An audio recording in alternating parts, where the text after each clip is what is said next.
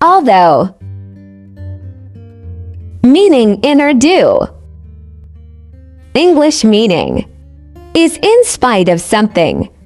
It comes in beginning and middle of every sentence. Synonyms of although are even though, despite, even if, even supposing, even granting, granting all this, much as, whereas. Synonyms of although in Urdu. Sentences of although.